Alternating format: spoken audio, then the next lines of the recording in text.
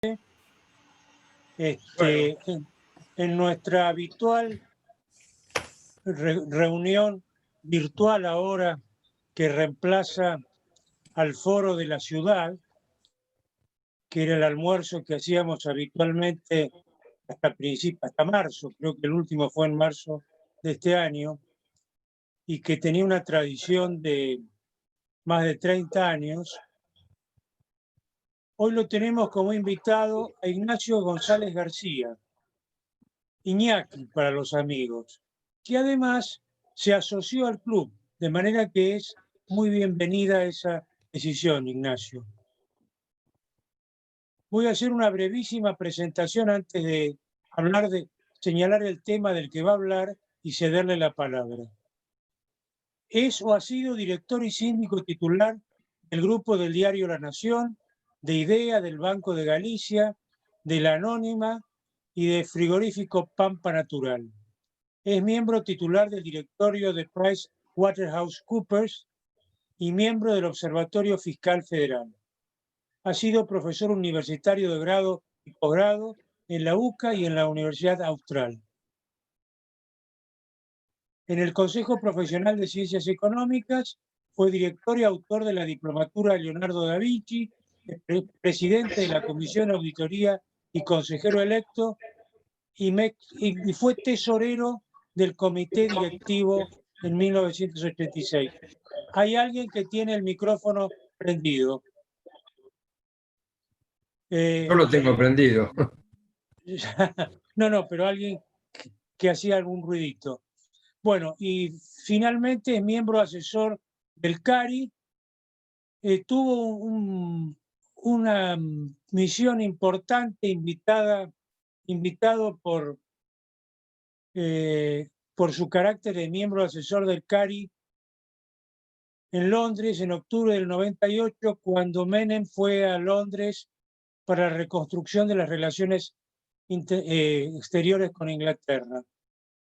Bueno, y paro acá porque es un poquito largo y le vamos a quitar tiempo. Iñaki va a hablar de tregua, contrición y concordia. La República convoca como supremo bien jurídico. Te escuchamos con todo gusto e interés. No tenés que abrir el micrófono. Sí, no, con Florencia quería hablar un segundo. A ver si un gráfico de este tipo después se va a poder pasar en un momento. Si tenés en la computadora y abrís la computadora para que yo comparta pantalla, sí. Ah, bueno, listo, bueno. Yo lo tengo en la computadora, entonces tengo que abrir pantalla. Sí, cuando lo tenés, abrilo y yo te estoy indicando cómo hacer, ¿sí? Pues de acuerdo, listo. Cuando llegamos al momento lo pasamos. Bueno, bárbaro, gracias. Bueno, la verdad que es un orgullo estar acá. Me encanta, siempre me gustó el Club del Progreso, le tuve un afecto muy especial, desarrollado fundamentalmente por mi padre. Y lo vi siempre de lejos, o sea, iba a comer el pernil, etcétera, etcétera, pero nunca me acerqué. Y hoy en día les digo sinceramente que después de lo que acaba de contar Guillermo, me siento contento de pertenecer. Él y Juan Eduardo Fleming, ex embajador en Alemania, fueron los que me tejieron para acercarme. La verdad que vamos a ir directamente al tema. Parece que elegir este tema en tiempos como estos es bastante difícil hablar, pues precisamente tiene una validez absolutamente extraordinaria en momentos en que el pueblo argentino o la ciudadanía vive con una saturación de la valencia de capacidad de asombro. O sea, la gente ya tiene un nivel de saturación de la capacidad de asombro absolutamente excepcional, en el sentido del peso que tenemos todos los argentinos.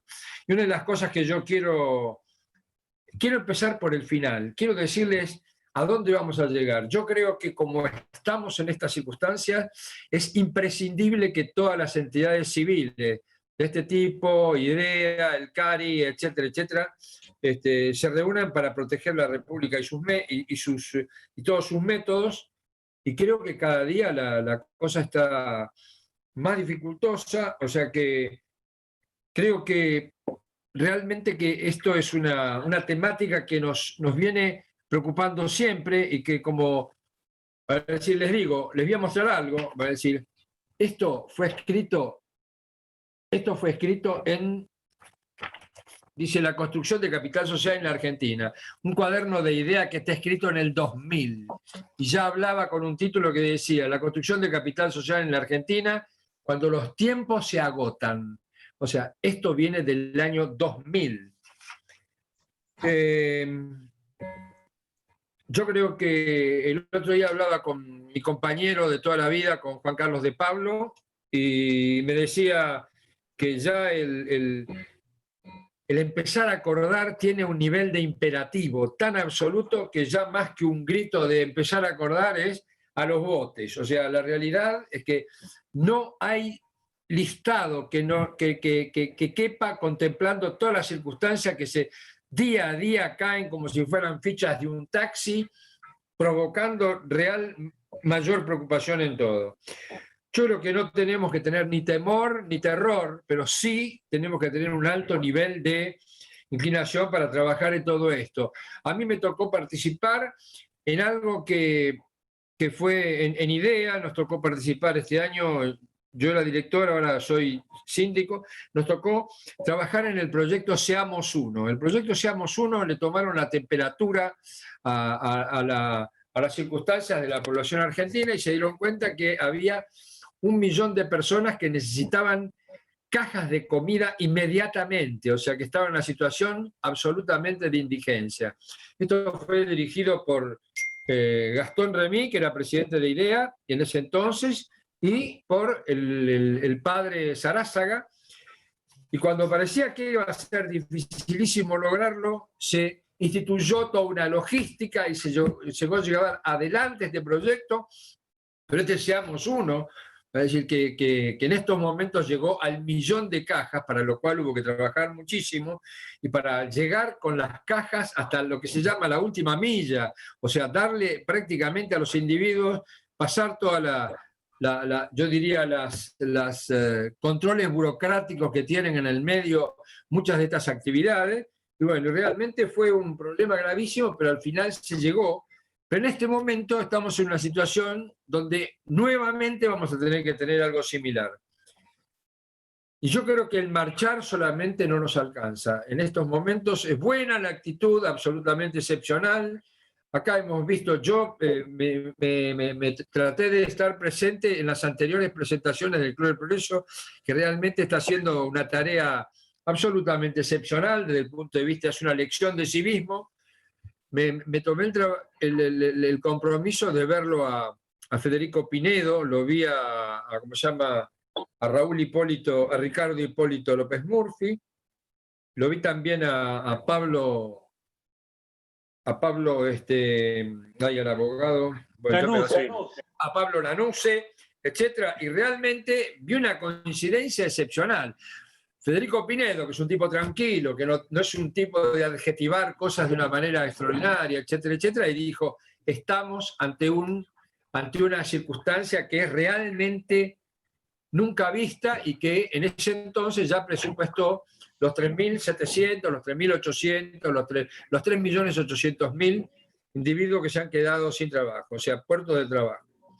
Y yo creo que realmente el programa tiene que ser tal cual está ordenado desde el punto de vista cronológico, tregua, ¿no es cierto? Tregua real, ¿no es cierto? Un acto de contrición que veo que nos cuesta un horror a nosotros la contrición, y obviamente hacer un acuerdo. Es decir, estoy viendo muchas cosas que convergen, por ejemplo, el Papa acaba de sacar una encíclica hace 5 días, 7 días, algo por el estilo, que se llama Tutti Fratelli o Fratelli Tutti o algo por el estilo, donde prácticamente convoca a unos cambios absolutamente excepcionales a nivel mundial. Hay algunos individuos que están mirando los consejos del Papa, a ver en qué medida ellos se refieren fundamentalmente a la Argentina. Y realmente tenemos eso, tenemos gente que está muy preocupada porque la parte de la política que debiera ocuparse de la problemática del día a día está dedicado tan sutilmente a lo agonal de la política. Parece que está todo, en lugar de agarrar y tener que estar construyendo cosas, estamos todos los días mirando si tal declaración pesa 200 gramos, conviene o no conviene, es políticamente correcto, etcétera, etcétera. Y yo pienso que estamos perdiendo un tiempo absolutamente excepcional y que dentro de, no sé, de un mes, va a decir, se van a sentir los efectos de, bueno, de la pandemia más las circunstancias impresionantes. Yo lo que creo es que son tiempos de Rudyard Kipling. Kipling escribió el If de Rudyard Kipling en el año, no me acuerdo, en el año 1800 y pico. Rudyard Kipling es premio Nobel, todos creen que de Inglaterra, pero es premio Nobel de la India. Con Rabindranath Tagore fueron los 2 premios Nobel de la India. Y él escribió un sí de Rudyard Kipling, que son 7 estrofas, que las voy leyendo a medida que charlamos. Una de las estrofas dice: si puedes conservar tu calma en la borrasca, cuando todos te acusen, eres tú el turbador. Si cuando de ti duden, puedes confiar en ti, disculpando magnánimo el exaltado error. Si puedes pensar sin cansarte en la espera y perdonas la injuria y en ella no te manchas. Si eres odiado y te acorazas de amor, sin ficticia dulzura y sin palabras vanas. Si románticos sueños y tus sueños dominas, si piensas y no tienes vanidad de pensar, si puedes cara a cara mirar éxito y ruina y en la prueba vencerlos a los 2 por igual. Después seguimos, vamos en cuotas. Yo creo que estos son grajeas que tienen que ver con la posibilidad de realmente de una vez por todas encontrarnos y hacer una tregua que es absolutamente fundamental. Porque la tregua pasa por una decisión volitiva, vale decir, decretar de que un determinado nivel de violencia tiene que cortarse la mañana a la noche, es una decisión volitiva, es de agarrar la decisión de terminar y decir, bueno, paremos la cosa, alto al fuego y tratemos de encontrar razones por las cuales nos tenemos que aglutinar. Lo volitivo es obvio que implica un gran acto de grandeza. Y después tiene que venir la concordia, que nosotros vivimos en un estadio de discordia permanente, nos cuesta un montón, y creo que la Argentina tiene un problema grave de los extremismos. O sea, nosotros somos latinos y los latinos, la exaltación del latino hace que nos vayamos hacia las puntas, y en los países normales, entre la derecha y la izquierda, hay 10 grados o 10 a la izquierda o a la derecha del ángulo recto. Pero en esa distorsión de 10 grados a la derecha o a la izquierda, eso es toda la ampliación. Nosotros estamos a 180 grados uno del otro. Creo que realmente es un problema de dosis que nosotros no tenemos. Los argentinos no tenemos dosis. Hahnemann, el individuo inventor o el descubridor de la homeopatía, decía que la diferencia entre medicina y veneno es un problema de dosis. Nosotros lo que tenemos es un problema de dosis, o sea, vivimos en un estadio de exaltación permanente, pasamos de un lado al otro, etcétera, y eso nos cuesta muchísimo. Gran parte de las conclusiones que yo tengo tienen que ver con mi experiencia de 30 años de profesor o 30 o 40 años ¿cómo se llama?, de socio de PricewaterhouseCoopers, que para mí PricewaterhouseCoopers fue una universidad, ¿no es cierto? O sea, me dio posibilidades de desarrollarme. Y yo lo que creo es que nos cuesta un horror la contrición explícita. Nosotros, bueno, si alguno está ofendido por lo que dije, que no se ofenda. Pero no le decimos, mirá, flaco, disculpa, realmente estamos zaheridos de no meter a una disculpa real y darle al otro la posibilidad de saber que nos equivocamos. Es fundamental. Yo les voy a dar algunos datos para decir que un país con las terribles potencialidades que tiene la Argentina, algo hicimos mal para tener estas estadísticas. Algo no fue bien hecho. Desde 1810 hasta la fecha, pasaron 89 gobiernos centrales en la República Argentina. 89. Desde el renacer de la democracia, o sea, eso da un promedio de 2,3 o 4 años por cambio de gobierno central. Con todo lo que ello implica, en cambiar a los ministros, cambiar a los secretarios, etcétera, etcétera. 2,89.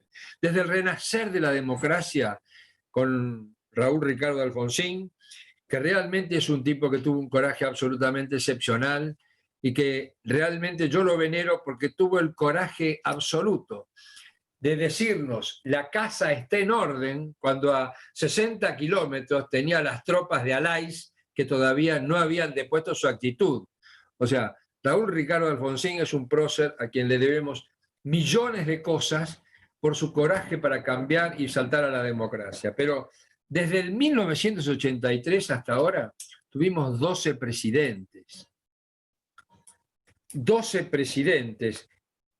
Y de esos 12, dos casos no pudieron terminar sus mandatos. O sea que en el 2019 es la primera vez que en 90 años que un partido no justicialista terminó su mandato.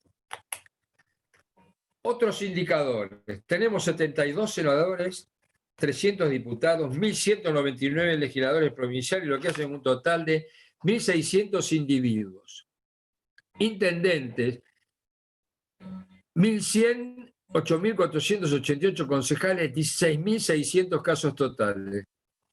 Realmente tenemos un ejército de potencial de dirigencia que tendría que estar preocupadísima por la problemática, mientras que estamos continuamente tratando de flotar en algo que en el 2017, una entrevista hecha entre los universitarios, entre los cuales nosotros pusimos nuestros alumnos de la Universidad Austral, etcétera, y de la Universidad Católica, en el 2017 el 72% decía que pensaba quedar en el país y solamente pensaba en el 27% en irse. En el 2020 la cifra es el 39% piensa que no se tiene que ir del país, el 61% piensa en quedarse. En irse. ¿Esto qué es? Esto es capital social. Estamos perdiendo capital social, estamos goteando valores intangibles, estamos goteando gente, va a decir, nuestros jóvenes son el capital más grande que existe. Nosotros tenemos una balanza comercial de cerebro ampliamente negativa. ¿Por qué? Porque exportamos cerebros de primer nivel a todas partes del mundo, importamos gran porcentaje de mano de obra de no alto nivel de calificación. O sea que si en algún lugar en el mundo se están empezando a cuantificar todos los intangibles, hoy en día, antes las empresas se pagaban por los bienes tangibles, por los inmuebles, los inventarios, etc. Hoy se pagan las empresas por la clientela, por la ubicación, por la investigación y desarrollo, etc. ¿Quieren un ejemplo? Para decir, la de los taxis, esa es una empresa que, para decir, realmente no tiene nada más que computadora. Y es una de las empresas más cotizadas del mundo. Entonces creo que en momentos en que la inteligencia y la tecnología son absolutamente indispensables, nos cuesta un horror desde el punto de vista de ese balance de valores intangibles que no está hecho en ningún lado, que nadie lo cuantifica, aunque sea contarlos con mecanismos convencionales, es decir, qué sé yo, un ingeniero en la escala de total de valores sociales, un individuo que sea un ingeniero, que está capacitado 10 años, vamos a computarlo, vale 10 puntos, y después haremos un inventario y podremos comparar, aun cuando eso sea discutible, lo podemos comparar cómo estamos este año con el año anterior. Pero no somos capaces, nosotros no tenemos vocación administrativa. Lo nuestro administrativamente es atado con alambre. Entonces yo pienso que tenemos obligatoriamente que cambiar esto. Para que se den una idea, estamos acostumbrados, si uno escucha los enunciados que hacen los distintos rectores universitarios de las distintas universidades del país, a mí me tocó el año pasado participar de un congreso de ese tipo, y se hacen todas por el lado del input. Tenemos 4.500 ¿cómo se llama? Alumnos. En licenciatura en administración tenemos tantos alumnos, etcétera, etcétera. Y los tenemos que medir por el output. ¿Cuántos se gradúan? No es mérito tener 10.000 alumnos, es mérito graduar 800 y bien graduados. O sea, tenemos los mecanismos de medición dados vuelta. Hay que darlos vuelta. Y entonces yo creo realmente que en estas circunstancias hay un terrible trecho para no solamente hacer acto de contrición, no solamente hacer tregua, que es indispensable, tenemos que pararla de cualquier manera, sino para hacer un balanceo.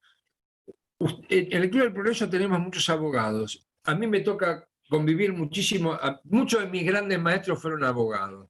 Qué sé yo, Vidal Escalada, Héctor Alegría, Norberto Spolansky, esos tipos que trabajando como síndico o trabajando profesionalmente me formaron en un montón de valores.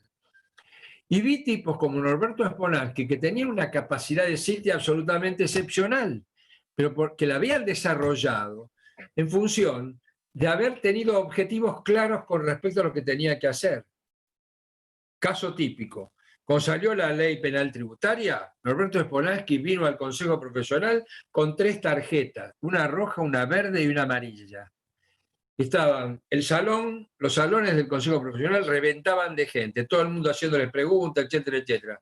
Norberto dijo, bueno, verde se puede hacer, amarillo lo discutimos, rojo prohibido. O sea, no me hagan este tipo de preguntas, pues ya saben ustedes, va a decir, nosotros si tiramos el libro inventario a la basura y eliminamos la prueba, el fisco puede, va a decir, él tenía claro todo eso. Entonces yo creo que lo que nos falta más que en los detalles es los grandes lineamientos. Yo les voy a contar, en el año 2005 volví del directorio mundial de PricewaterhouseCoopers, cuando se hizo la fusión, y allá me tocó, una de las últimas cosas que aprendí fue capital social, responsabilidad social, etcétera, etcétera. Sacamos en idea todos esos cursos y los vinieron a dar individuos. Uno, el que lo vino a dar es el que hoy es gobernador de Santa Fe, Omar Perotti. El otro era el suscripto y el otro era el fallecido director en un accidente de redacción de la Nación, que en este momento no me puedo acordar. Germán Sopeña. Germán Sopeña. Maravilla de persona. Ese día el coloquio de idea estaba programado para dar 2 horas y media de capital social, cosa que yo me comprometo a dar en el gratis en la institución que ustedes digan, para decir, porque yo creo que la receta es capital social. Bueno, ese día 2 horas teníamos de tiempo. Tenía que terminar, la cena tenía que empezar a las 8 de la noche. Eran las 10:30 de la noche, no se movía una sola persona hablando de capital social, hablando de las experiencias de nuestros 2 países padres, o madres, si ustedes quieren, de España y de Italia, que realmente tenían problemas gravísimos de capital social. La Universidad de Wharton hizo todo un estudio sobre lo que significa tener capital social. ¿Qué es tener capital social? Es tener glue, la cola que pega. Es la aptitud, no es la aptitud y la actitud a ponerse de acuerdo. Es la actitud de buscar encuentros. Es la actitud que hace que en el sur de Italia, esto fue estudiado por la Universidad de Wharton en diversas visitas, y dijeron, la Italia no tiene capital social porque es pobre. Y la Italia del norte tiene capital social porque es rica. Un fenómeno que lo traigo a colación, porque en este momento estamos todos los días hablando de los ricos y los pobres. No hablamos de los que ahorraron y los que no ahorraron. La inversión, en esto que estamos hablando de todos los días, la discusión del terreno tomado, etcétera, hay de por medio un resentimiento, etcétera, etcétera. Bueno, lo tenemos que moderar. Putnam viaja con un equipo de los mejores especialistas del mundo de capital social a la Italia del norte, a la Italia del sur.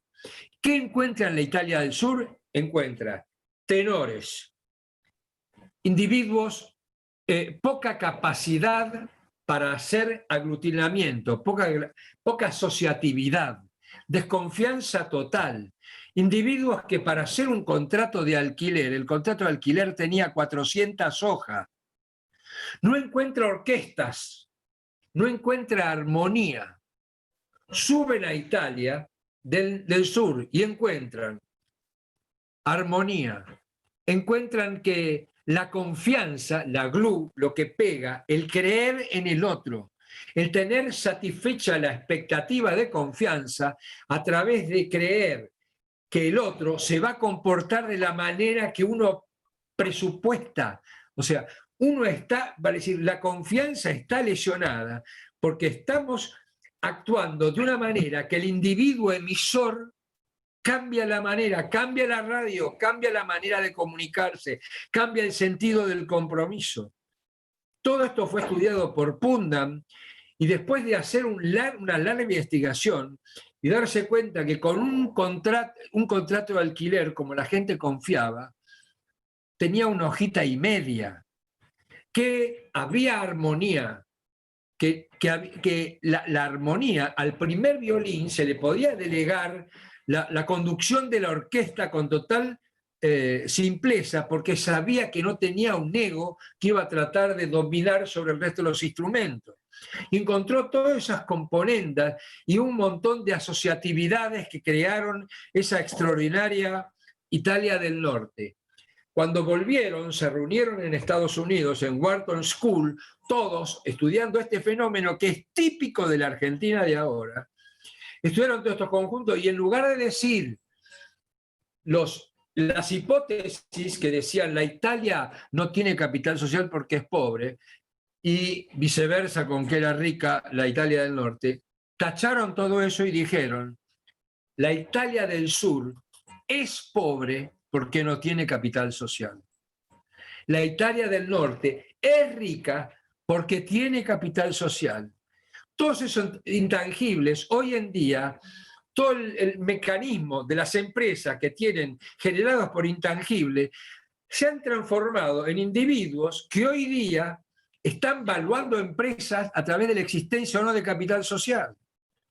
Hoy en día, antes pedían un ingeniero con tal actitud, con tal aptitud, etcétera, etcétera. Hoy en día, al individuo, aparte de decir que tiene que ser un individuo amigable con la tecnología, dice, yo quiero un tipo empático, yo quiero un tipo que armonice, yo quiero un tipo que sea capaz de manejar grupos, yo quiero a alguien que sea capaz de delegar y generar responsabilidades en la gente. Y yo creo que acá tenemos un desafío absolutamente impresionante en ese sentido. Voy a tirar así otro indicador. Megalómanos como somos. La administración de la Argentina, es cierto, hay evasión, somos evasores seriales en un montón de cosas. Tendremos una evasión del 40%, del 45%, no sé cuánto. Pero ¿saben cuántos impuestos tenemos? 160. Alemania se maneja con 14 impuestos fundamentales. Es decir, 160. O sea, esa cuestión que mencionamos antes, agonal de la política, la estamos siendo un traje de confección, nos hacemos un traje a medida de cada una de las necesidades que tiene cada concejal o que quiere cada intendente. Pasa el cable. A mí me tocó ser síndico de hidroeléctrica Los New Willes. Hidroeléctrica Los Niveles, una empresa hidroeléctrica que la hizo, una licitación que ganó acá Electricité de France, hizo maravillas con la distribución de energía. Una de las cosas con las que teníamos que todos los días lidiar era que, por ejemplo, como el cable que venía de la hidroeléctrica, de la represa, a la distribución, pasaba por el campo, pasaba por la intendencia de fulano de tal, le ponían un impuesto de servidumbre de paso. Y eso se va a decir, cada uno tiene un traje a medida del sistema impositivo para poder comer de una torta que realmente tendría que ser mucho más simplificada. 160 diferentes impuestos. No lo aguanta ni Dios.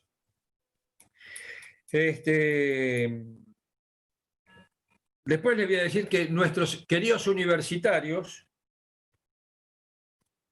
en esta teoría que antes saqué de lo que era universidad y lo que era, perdón, de lo que era input y lo que era output, independientemente de la cantidad de universitarios que nosotros tenemos, en la República Argentina se gradúa solamente el 21%. En Costa Rica, de los universitarios se gradúan el 28%. En Chile, el 30%. En la OCDE se gradúa el 37%.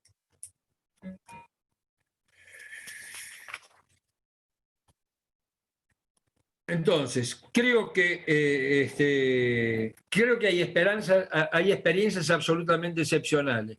Yo tuve una experiencia excepcional que vivir con 3 abogados que me agarraron de la mano y me dijeron, pibe, vos nunca en la vida hiciste una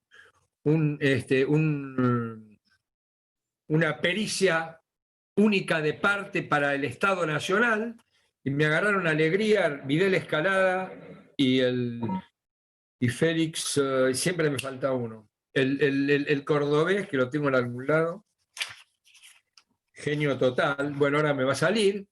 Hicimos, vale decir, el polo petroquímico de Bahía Blanca era monómeros, hecho a la Argentina, monómeros vinílicos, Petroquímica Bahía Blanca, IPACO, Polisur, monómeros argentinos, Petroquímica Bahía Blanca subsidiaria, etcétera, etcétera. Era una sociedad de propiedad horizontal donde cada uno se brindaba servicio de manera cruzada y tenían todos contratos cruzados. Cuando ustedes le preguntaban cuál era el saldo que tenía uno con el otro, decían, me deben 20 millones de dólares. Iba al otro y le preguntaba y decía, a nosotros nos deben 5 millones de dólares. Era como la Argentina, era imposible de desatar. El polo petroquímico de Bahía Blanca, por razones habían traído una barcaza que era excepcional, que todavía hoy existe, que estuvo anclada en el polo petroquímico de Bahía Blanca, se estaba por ir al tacho. Entonces el gobierno nacional, no recuerdo quién era, lo fueron a ver a estos 3 abogados absolutamente excepcionales y dijeron, hay que traer a expertos y que nos digan en una pericia única de parte, que nos digan cómo se mide esto. ¿Saben lo que encontramos? Lo que encontramos era que había entre 2 de las 8 partes habían hecho un contrato para que su cuenta corriente se llevara ajustada por inflación. Entre esa parte y otras de las 7 o 6 partes, como había provisión de etanol, se llevaba las cuentas en moneda dura, en dólares. Entonces eso era una mezcla de dólares, etc. No había manera de desatarlo. ¿Por qué no daba? Porque hasta tal fecha era de pesos y después a partir de ahí era de dólares. Y la realidad es que cuando uno toma el indicador dólar, hay una parte de la devaluación que refleja la inflación que ya está tomada en meses anteriores. Entonces eso era una locura. Trajeron expertos de todos lados. Había 8 metros cúbicos de papeles de prueba para poder arreglar todo esto. ¿Saben cómo terminó? Terminó con un laudo arbitral, sin que fuera recurrido, con el 100%, el otro día lo hablé con el hijo de Alegría y me dijo que el padre se acordaba, con el 100% de acuerdo de todas las partes, después de 3 años, con el término de la impugnación del laudo arbitral sin ser utilizado. Y realmente hubo un acuerdo absolutamente excepcional. Ese polo petroquímico de Bahía Blanca se pudo vender, hoy en día lo tiene en sus manos Dow Chemical y la Argentina salvó no menos de 6.000 puestos de trabajo con todo lo que significa la industria petroquímica argentina. ¿Por qué no hacemos lo mismo para arreglar todos los despelotes que tenemos? Es un problema de actitud. ¿Por qué no hacemos lo mismo? Es decir, yo pienso que es un problema de actitud.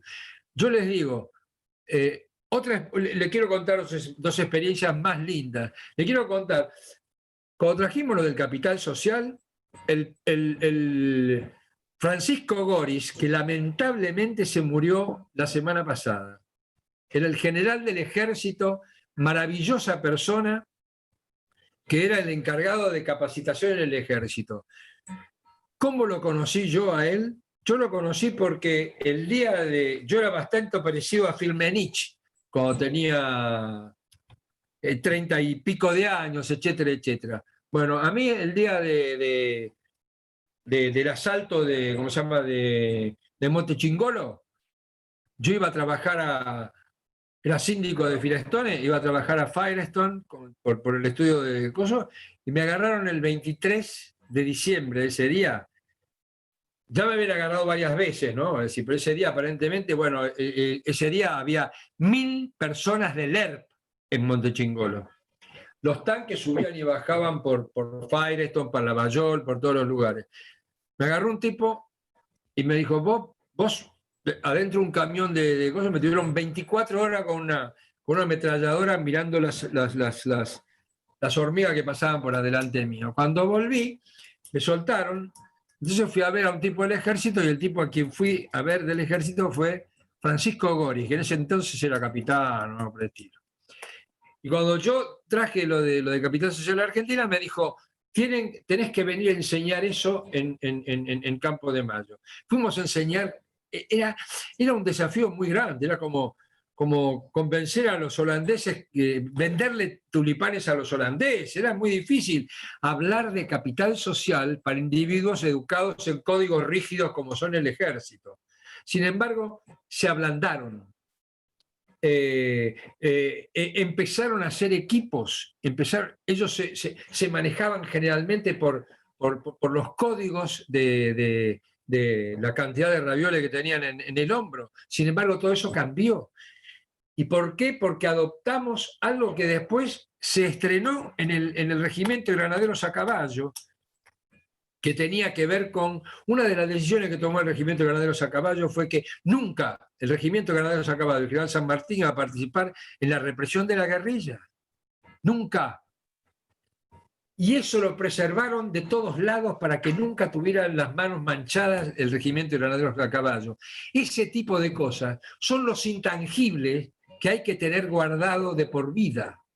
Y son los intangibles que tenemos que rescatar. Son los intangibles que nos diferencian para decir, el otro día lo vi a Sanguinetti con el presidente anterior, con otro uruguayo, y a mí se me caía la baba de pensar de que esos dos individuos, uno guerrillero, el otro un individuo con una mente abierta, que pudieron soldar eso. Vale decir, no queda otra alternativa que soldarlo, no podemos. Yo por eso hoy no hice ni un nombre, no hice absolutamente ni un nombre del presente, porque creo que una de las cosas es que tenemos que ingenierizar, tenemos que encontrar una búsqueda que permita un acuerdo. Le digo sinceramente, una de las cosas que me atormenta, hay algunos de ustedes por ahí que vinieron, que son alumnos míos de la diplomatura Leonardo da Vinci, que son colegas como yo y que trabajan en un montón de proyectos de capital social. Yo lo que creo es que si es necesario, hay que hacer un arreglo, hay que hacer un arreglo como, no sé si es la Moncloa, la Moncloa tuvo una suerte espectacular, porque en ese momento el rey era un individuo que tenía bien fijados sus objetivos, lo tenía claro. Felipe González y el individuo que era el político, siempre de tres digo dos, ¿vieron? Pero bueno, no importa. El Duque de Suárez. Ahí está. Suárez hicieron la Moncloa agarraron y dijeron, y esto se arregla así, y se pusieron de acuerdo. Yo les digo una cosa, ¿qué le ofrecemos a los nietos o a los hijos de Guillermo y de cualquiera de ustedes o a los míos? Para decir, para el futuro. Supongamos que anda todo bien, 5 años más, 7 años más de juicio, 10 años más de juicio. Es decir, eso es lo que va, es decir, eso es lo que le estamos dando de esperanza a nuestra gente, eso es lo que le estamos regalando al piberío, para que sigan viendo todos los días la tapa de los diarios, que por 4ª vez se designó como una alternativa porque se rechazó al juez, porque resulta que es inhábil por tal cosa. No nos sirve eso. Yo les digo sinceramente, esto lo digo en voz baja, si a mí me dicen perdón, hay un momento que hay que tomar la decisión del perdón. Es una decisión volitiva, es tomar la decisión de perdonar. Esto lo vengo escribiendo desde el principio de año, no es una copia de la pandemia. Que diga, si soy cristiano dirigente de empresa, en el portal Empresa me publica las cosas que yo escribo respecto del perdón. Y yo creo que no queda otra alternativa. Hay que perdonar, vamos a tener que perdonar. No se puede retrotraer el hecho al N-1. Es cierto que está mal no castigar, es cierto. Es cierto que está horrible que la gente no tenga los sistemas de premios y castigos, pero estos ya fueron, es una circunstancia excepcional. Llevamos desde el 83 hasta nuestra fecha peleándonos todos los días y algo no funciona. Entonces yo creo que realmente por haber trabajado internacionalmente me llaman gente del exterior y se asombran de nuestras habilidades individuales, se asombran de las capacidades que tenemos como atleta, como músicos, como individuos que se destacan a nivel mundial, que tenemos 5 premios Nobel y podríamos tener 6, etcétera, etcétera. Y que no seamos capaces de darnos, en algún momento determinado. Creo que tiene mucho que ver, ¿no es cierto?, la sangre que nos viene de arriba. O sea, los latinos son individuos que acordar, ¿no es cierto?, por lo sanguíneo, por el carácter sanguíneo, por el carácter de que todos tienen una posición distinta, etcétera, etcétera, les cuesta muchísimo. Pero yo creo que en este momento no les veo otra alternativa. Es decir, en el exterior me llaman por teléfono de gente que me dice, escúcheme, ustedes no. Es decir, se exponen una devaluación de este tipo, con lo que vale el peso. Hoy vale decir, ¿saben qué? La confianza, la desconfianza, nos está sirviendo como barrera para que no nos compren todas las empresas.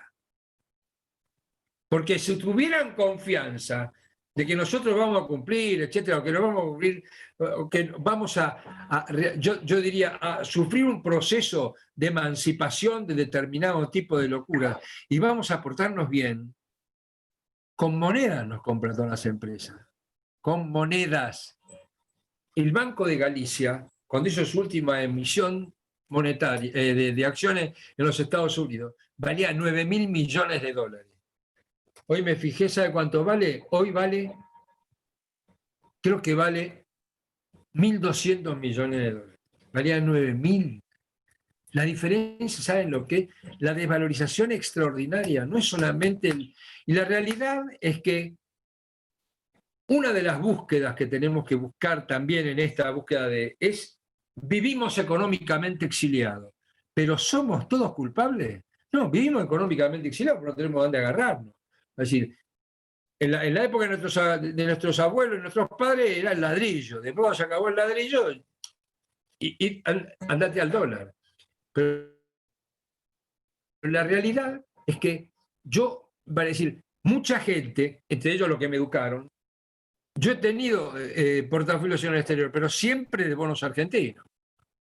O sea, pero la realidad es que es algo que cada día nos destruye más y nos deja regalarles un futuro muy embromado. Les voy a leer algo más de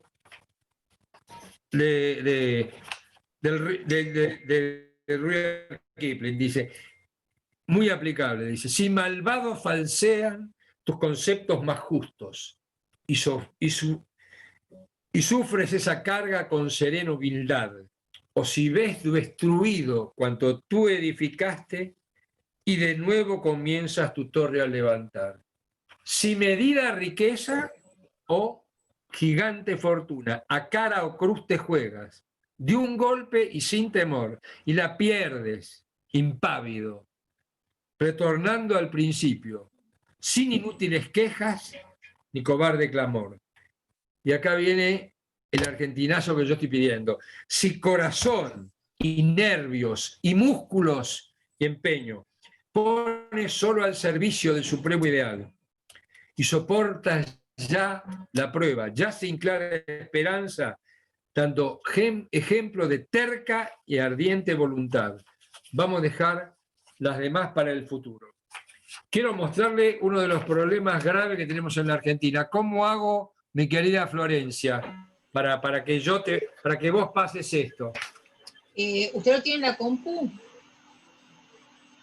¿Usted lo tiene en la computadora? No sé si lo tengo en la computadora, no. No, entonces no. Lo tengo impreso, no va. No lo pueden ver, ¿no?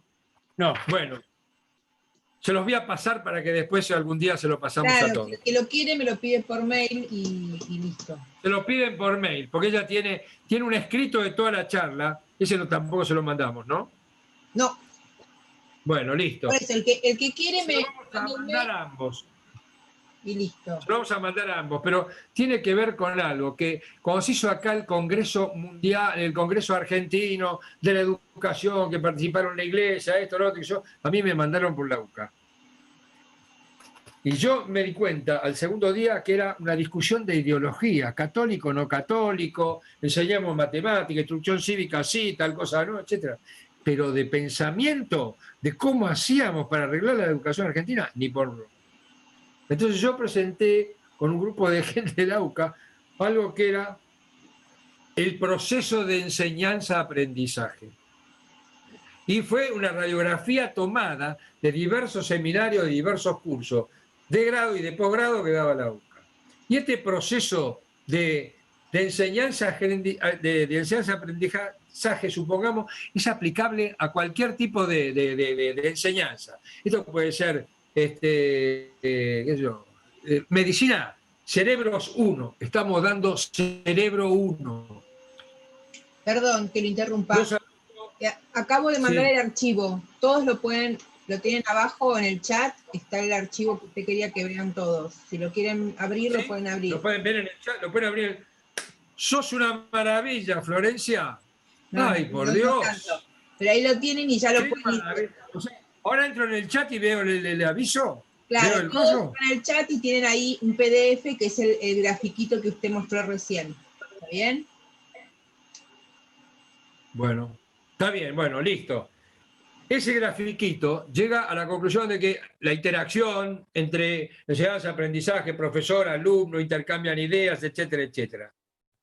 En un momento, cosa que en la Argentina ahora está en duda, hay que evaluar, hay que medir, hay que calificar, hay que separar, hay que ordenar. No queda otra alternativa. Los países del mundo, todos tienen que evaluar, tienen que medir.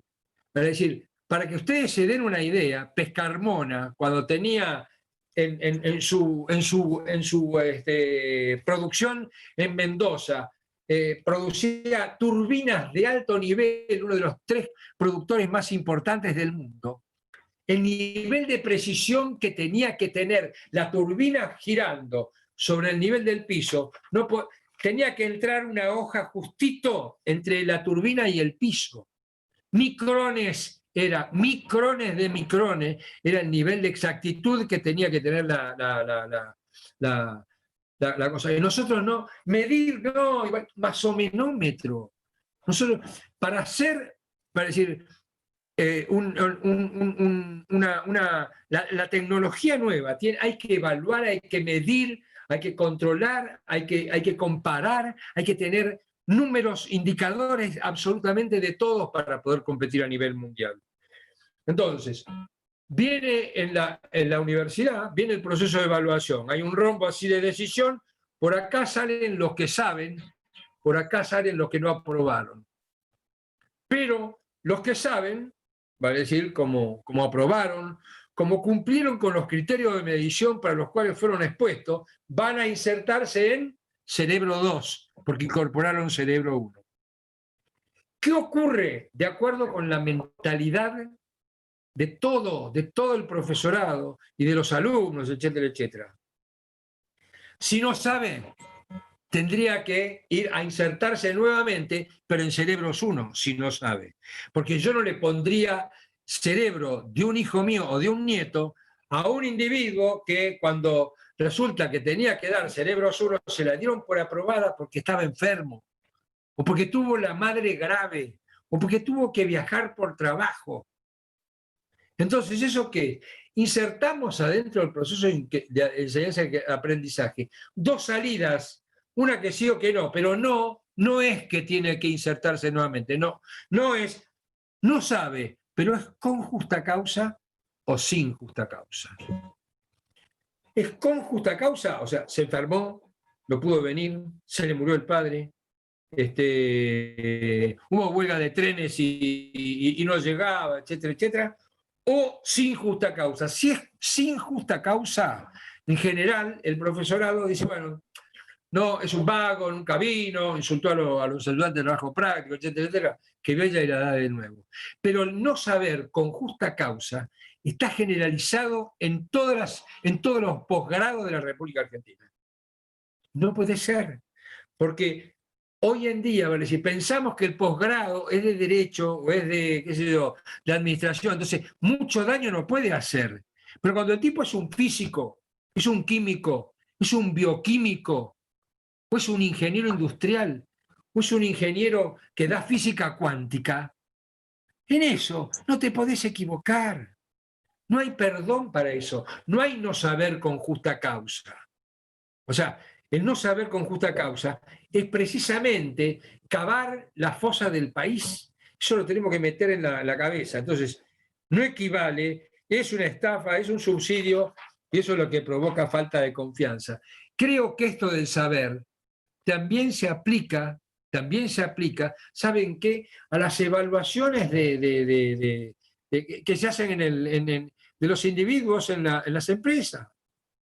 O sea, es de mal compañero. Es decir, el individuo más venerado no era el mejor alumno, era el mejor compañero. Es decir, no me parece mal desde el punto de vista empático, pero me parece que es mejor que sea un mejor compañero y aparte sea un individuo que se ha graduado. Esos son valores que tenemos atrofiados y que tienen mucho que ver con el latinismo, ¿no? Y que ya no aguanta más esto para tirarlo para adelante. Entonces yo lo que digo es, creo en el capital social, creo en la necesidad urgente, y entonces acá digo, ¿y por qué esto en el Club del Progreso? Porque yo creo, ¿sabe una cosa? Todo el mundo está diciendo ahora, ha habido una carta de la presidenta, que se convoque a un gran acuerdo. ¿Quién convoca? Porque desde el punto de vista político, aparentemente no queda bien, desde el punto de vista de la cuestión agonal de la política, convocar. ¿Qué? ¿Síntoma de debilidad? ¿Acaso implica algún tipo de menorvalía convocar el hecho de agarrar y decir, bueno, vamos a llevar esto adelante? Bueno, yo lo que creo que instituciones como ACDE, el CARI, el Club del Progreso, el Club Político Argentino, etcétera, etcétera, nos tenemos que aglutinar, escribir 10 cosas, yo no tengo ningún problema en ayudar, de obrero, de lo que sea, para una iniciativa de este tipo, y provocar y convocar a gente para que se sume, para que 5 cosas, porque realmente yo les digo, si los individuos están mirando a ver si la plaza tal está llena o no, para ver cuánta bola le van a dar a la protesta de la gente. Entonces yo creo que la única manera, teniendo en cuenta que nos tocan 3 años por delante, yo no creo que aguantemos a este ritmo de nivel yo diría, de carencia de armonización, ¿no es cierto?, dentro de 3 años. Entonces, lo que sí creo que es necesario es que esto se termine en la misma mano que fue otorgado, vale decir, cumpliendo con la democracia, pero para eso necesitamos urgentísimo acordar determinadas cosas. Y para eso yo creo que sí es fundamental. Más les digo, el otro día hablaba con gente del CARI, donde me dice, no, porque en este momento tenemos el acuerdo entre China y Estados Unidos, que yo, muchachos, ¿saben qué? Paren todas las maquinarias, paren todas las maquinarias. Esto es la número uno. Cuando vos chocás con tu mujer o con tu hijo o algo por el estilo en la esquina, o chocaste, y realmente el choque fue muy grande, y el pibe o la persona que llevabas, etcétera, etcétera, se lastimó mucho, es capaz que tiene cortado un ojo, cortado la ceja, se fracturó un brazo, esto, lo otro, pero ¿sabes qué? También tiene la yugular que se le abrió, y lo primero que tenés que hacer es torniquete. Cuando vienen los tipos del SAME, lo primero que hacen es torniquete, porque lo que tenés que parar es la hemorragia. Después vas a ver cómo le cosés el ojo, vas a ver cómo le intervenís el brazo, etcétera, etcétera. Todo lo demás viene después. Pero primero tenés que apretar torniquete. Y yo creo que lo fundamental en este momento es tomar la decisión volitiva de ir adelante calmando todo. Y calmar quiere decir agarrar y empezar a escribir en los WhatsApp y en las redes, bajarle el nivel a la violencia. Bajarle el nivel a la violencia. Una cosa que les voy a contar que es cierta, y que con esto yo ya dejaría, y vamos a quedar en las preguntas, es ¿por qué yo empecé en todo esto? Yo empecé todo esto porque porque hace 20 años se lo llevaron puesto a mis padres en una ruta y los mataron a los dos. Y realmente viví lo que era la Argentina. O sea, se lo llevaron puesto con el auto, etcétera, etcétera, lo mataron a los dos, se nos cayó la casa encima, mi hermano quedó con problemas de penas muy importantes durante mucho tiempo, etcétera, etcétera, y viví los 18 años más caóticos de mi vida después. O sea, me hicieron, el individuo que chocó se salvó, le vendió a una compañía el derecho de activar contra mí, etcétera, etcétera. 18 años de juicio, quemaron 6 veces en la Caja Nacional de Ahorro Postal el expediente, mi hermano iba y lo reconstituía, pagaban a la policía para que vienen y nos amenazaran con hecho que se tiene que presentar porque tiene una demanda de tal cosa, que son una cosa soñada. Cuando yo dije esto, yo dije, cuando terminó todo esto, yo dije, bueno, ¿y ahora qué vas a hacer, pibe? Y ahora lo que tenés que hacer es agarrar y empezar a capital social, esto, es decir, esto en IDEA sacamos capital social y lo publicamos en todas las empresas del país, etcétera, etcétera, porque yo dije, no le tiene que volver a pasar a alguien esto. En ese entonces, yo era presidente de IDEA y sacamos la nueva ley de tránsito. No le dio bola nadie. Hasta que un día se cayó un ómnibus famoso de una escuela de chicos en Santa Fe o por el estilo, y me viene a ver Eduardo Amadeo y me dice, ¿vos tenés ese proyecto de ley que teníamos, que habías hecho en IDEA, etcétera, etcétera? Sí, le digo, sí, porque ahora el presidente, como está muy grande la tensión, hay muchos muertos en el tránsito, que se va a decir, la va a sacar. Y fueron y sacaron la nueva ley de tránsito. La ley de tránsito salió así. O sea que yo creo que no hay que escatimar absolutamente ningún tipo de esto de lo que hay que conversar los sábados y los domingos en la mesa, de esto de lo que hay que conversar en el café. Hay que sumar todo este tipo de cosas, con los pibes, con los nietos, con los amigos, etcétera, etcétera. No queda otra alternativa. Siempre les hago un solo recordamiento, una sola recordación más. El día que mataron a los archiduques serbios como se llama, en Sarajevo, nadie pensaba que se iba a armar la Segunda Guerra Mundial. Nadie pensaba. Los corrieron, los mataron, los individuos en Sarajevo, etcétera, etcétera. A los 15 días había 2 bandos de 5 países por lado y la Segunda Guerra Mundial ya estaba armada. Esto lo enseñaba un profesor de matemática que yo tuve, que era absolutamente excepcional. Nunca un hecho político o un hecho violento es parable o es controlable en el momento n+1 cuando ocurrió en el momento n. Nunca podés volver el estadio del hecho al momento n-1. Con lo cual, tomemos conciencia, démosle bolilla y por favor contagiemos. Esto hay que contagiarlo. No solamente la presencia, sino el contagio, el involucramiento en el club, en el bar, en la escuela, en todos lados. Necesitamos esos 3 ingredientes que son el título de esta charla. Quedo a disposición de los que tengan ganas. Muchas gracias, Ignacio. En realidad hemos sobrepasado el límite horario que habitualmente tenemos, de modo que quedan 15 minutos más o menos. De modo, si alguien quiere hacer alguna pregunta, me lo formula por chat o le avisa a Florencia y le damos la palabra.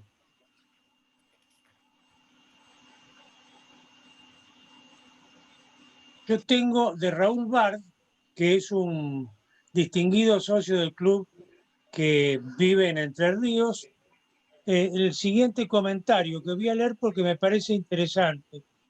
Comparto la necesidad de construir un proyecto de vida en común, como lo diría Ortega, pero entiendo que ello no se construye solo a través de consensos, sino que debemos aprender a construir desde el disenso, el cual siempre es enriquecedor si se ejerce con el respeto mutuo. Mi querido Raúl, no puedo menos que coincidir contigo, pero sí te digo que no nos olvidemos, yo ya les dije durante la charla, todas las afirmaciones de este tipo tienen que ser pasadas por el tamiz de la dosis. Es un problema de dosis. Yo estoy harto de ver en el Consejo Profesional que para discutir un nuevo pronunciamiento o para hacer un nuevo método de educación, como me tocó vivir en un Congreso Nacional, etcétera, etcétera, somos incapaces de coincidir. Somos incapaces de decir, no tenemos sentido de embudo. Pero si ustedes me dicen, la misma cantidad de propuestas ante la discusión es un cilindro. Cuando ustedes van a buscar abajo y son las mismas. Para decir, no mataron ni una, no concentraron ni una. Nosotros lo que tenemos es absolutamente una capacidad absolutamente excepcional para el disenso. Lo que nos falta es la aptitud para coincidir. ¿Quién me enseñó a mí coincidir? Tipo que lo mencionó antes Guillermo. A mí Menem me mandó a, ¿cómo se llama?, formando parte de la delegación, que él vino también y hizo a Londres, para poder unificar las normas contables profesionales y que vinieran acá inversiones de los ingleses. Y resulta que empezamos a hablar con este, con lo otro, con otro, con otro. Faltaban 3 días para ir a Inglaterra y no logramos poner de acuerdo a la Federación Argentina de Consejos Profesionales que dijera estos 20 criterios son los que van a privar para negociar con Inglaterra. No había manera. Nos juntamos 3 tipos y dijimos, por orden, para decir, tomamos el 90% de lo que se quería, lo juntamos y vino Carlos Menem, el día que teníamos que hacer la presentación, hicimos la presentación con el jefe del Tesoro inglés. Y nos dijo, me vino a ver y me dijo, ñaque, porque a mí no me decía Iñaki, no sabía ni quién era yo. Entonces me dice, che, ñaque, andá y decile a los tipos. Entonces le digo, ya tenemos todo ordenado. Ah, bueno, ¿lo arreglaste, nene? Sí, bueno. Estas fueron las bases, nos pusimos de acuerdo. Todavía la Argentina tenía un peso valioso en ese momento, o sea, no existía el ajuste por inflación y nos aceptaron con 5 pronunciamientos. Cuando vinimos acá, le dijimos esto es lo que obtuvimos. Todos los que estaban en disenso dijeron, ¡ah, qué bárbaro! Esto es lo que obtuvimos. Bárbaro. Pero tiene que parecer, tuvimos que actuar manu militari. Si esperábamos el agotamiento del disenso, no terminábamos más. Bueno, muchas gracias. Una sola cosa más que yo le quiero... Bueno, yo le pasé a Guillermo Lascano un pacto para la concordia que hicimos en el Consejo Profesional. Fue considerado por 70.000 profesionales. Esto tiene 2 o 3 años nada más. Si ustedes vieran el nivel de acuerdo que hay, se quedan asombrados. ¿Cómo logramos ese acuerdo? Dándole 10 opciones nada más para que marcaran. Y el Pacto para la Concordia fue votado por 2.700 personas, lo que tiene cualquier individuo que quiere validar afirmaciones sobre cualquier tipo de encuesta, ¿no? Vamos a distribuir este papel que tiene también Florencia entre los socios del club y por supuesto entre los presentes en esta ocasión. Iñaki, muchísimas gracias por tu excelente exposición, motivadora y enérgica. Sí, yo soy un enfático, lamentable, pero... No, al contrario. Lo digo como un calificativo bueno. Y además tengo excelente presentación Iñaki, de Juan Fraquia, Carmen Lascano, que es mi hermana, dice excelente, Teresa, María Teresa también, así que hay muchísimas felicitaciones. Yo te agradezco mucho. Me gustaría, Roberto Punte, que es un tipo que respeto un montón, porque cada vez que abre la boca dice algo que yo dije, yo hubiera dicho lo mismo, pero lo tiene que decir él primero. O sea que me parece bárbaro. Bueno, Roberto, ¿está? Sí, no, ya me puso que está bien. Dale, Roberto, ¿vas a hablar? No. No. Bueno. Yo le digo, está aplaudiendo que le gustó la charla, eso puso. Como que le gustó. Sí. Les agradezco un montón. Yo te agradezco a vos muchísimo y te felicito por tu exposición, por el énfasis y por el entusiasmo que pusiste en hoy y en todas las cosas que has hecho en la vida. Muchísimas gracias, Iñaki. Chao. Terminamos, esperá.